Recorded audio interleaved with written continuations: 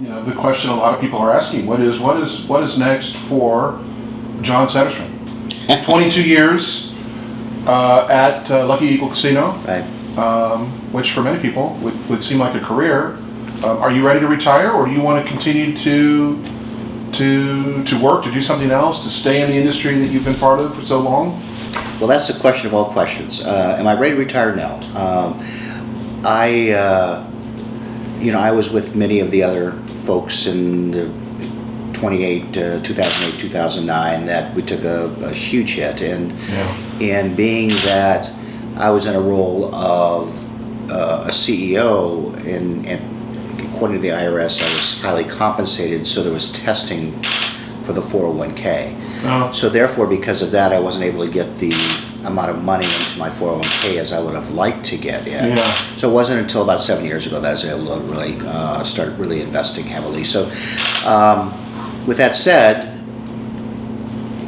I'm ready to retire when I'm 65, 66. I'll be in really good shape, I mean, I could survive now, and I got to sell this boat of mine. So if anybody out there needs a boat, once I have that boat sold, then we could actually retire if we wanted to. But hey, 38 years within the gaming industry. It was time to mutually agree that they needed a set of fresh eyes, and I agreed. I says, I'm 61 years old now, and having a new group come in, and I think right now my CFO, who's very, very well qualified, she's in the interim position now, and she's going to do a great job. And I'm hopefully. So she was the CFO. She is. Okay. She was the CFO. That was left out of the news release. Yeah, she was the CFO, and we worked hand in hand. So she's in a great position. The team we have right now at the Lucky Eagle Casino is the strongest team that I've had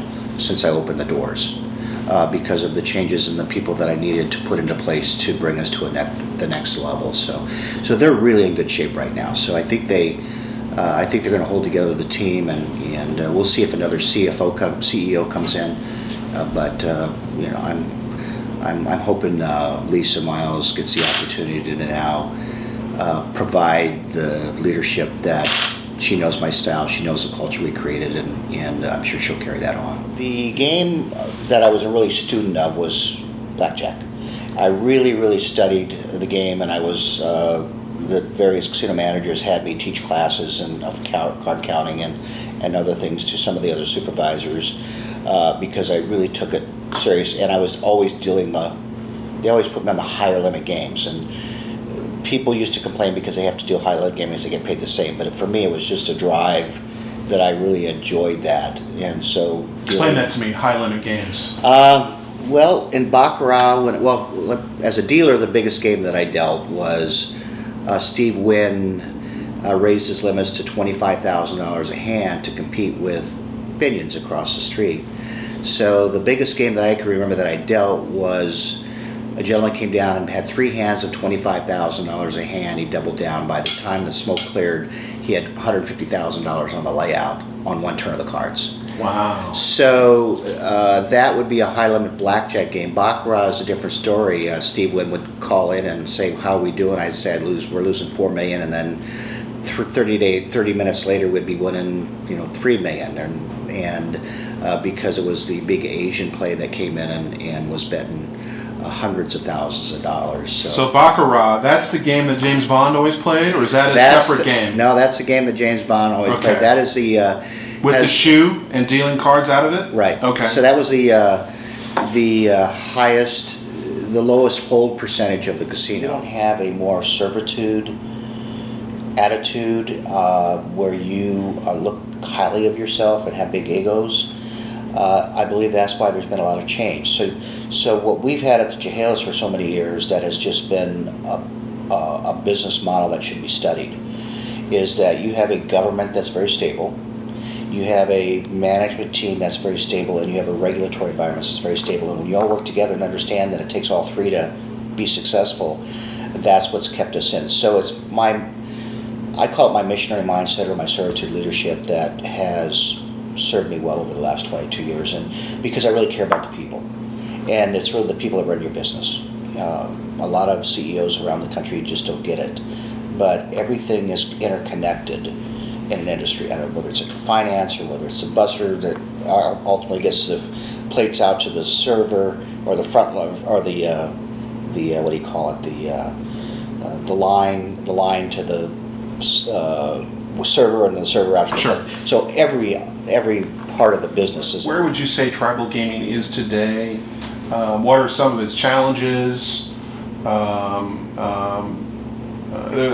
know there's a ton of competition in this immediate area, but talk to me about the industry a little bit. Where do you see it going? What does it need to work on? What are its strengths? Well, it's certainly the gaming is maturing, and what you're seeing is over the last 3 or 4 years, maybe a little longer, the casinos are starting to broaden their horizons and reaching more to their. A lot of them are reaching out to the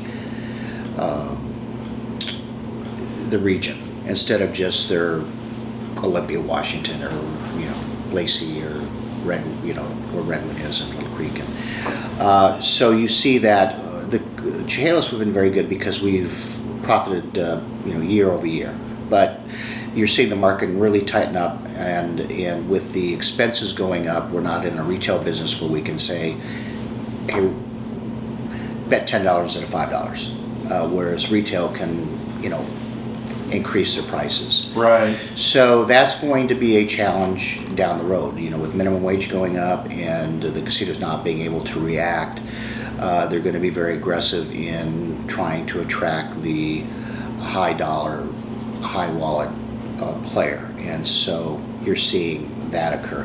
But you're also seeing golf through courses, marketing.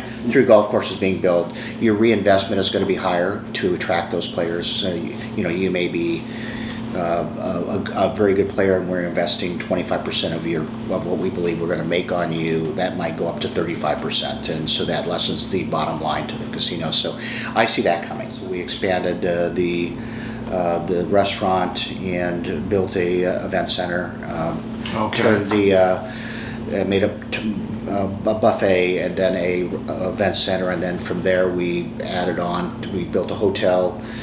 We built another probably 15,000 square feet casino space, and then I added on to the hotel again to 170 rooms.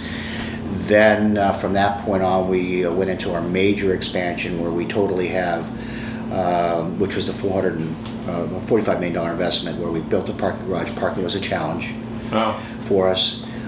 We knew that, so we built a parking garage, and underneath the parking garage, we built a casino, another expansion of the casino, built a craft house restaurant, and within built a restaurant for the team members, just their own restaurant. Oh, wow. To take care of them. Oh, wow. We built and I believe it'll be opening this next week, and then maybe 3 weeks afterwards, the Asian. So we have an Asian fusion restaurant, and we also have a new rebranded steakhouse. So pretty exciting. It's really cool. In the gaming industry, would you like to do something completely different? But still in the business world or in the nonprofit world? What would you like to do? Well, I've been involved in a lot of the nonprofits, so that is certainly high on my list. I got into gaming because, not from a nonprofit aspect, but because of generating wealth for people that have not had the opportunity for jobs. So it was a natural transition for me to build that into our culture under my leadership. I'm still figuring it out. It's still I've 38 years in the gaming industry. It's in my blood, but I'm not closing my mind to anything that's out there. So I'm exploring everything. I'm working with an individual now to kind of rebrand me, and so it's very hard for me to talk about my successes and who I am, because that's just not my style. So he's there to help draw that out for me, so I can get a bio that truly represents who I am. Then there's three things that keep popping up in my nonprofit, because I really love the nonprofit world. I've sat on lots of boards and been involved in the community for, as you know, Yeah. for ever since the beginning of my time, and the tribe supported that. They knew that they wanted to be a good business partner and a community member, and beyond what they do by compact, they do as much or more by giving me a budget that I can use at my will, because I'm out in the community and trust my judgment on how to expend those funds. Ideally, if you would add, just the way my mind is today, it's a mentoring. There are a lot of tribes out there that have put tribal members in place that still need a little bit of more mentoring. So getting out there and consulting and doing mentoring with tribal members to get them up to speed to manage their business successfully. There's also, because I love the people aspect of my business, is hosting. Is working for a casino that you're making calls and attracting people into the casino and providing them with amenities and making calls to build their business through that personal contact and relationships that are important in any business, really, is building those relationships.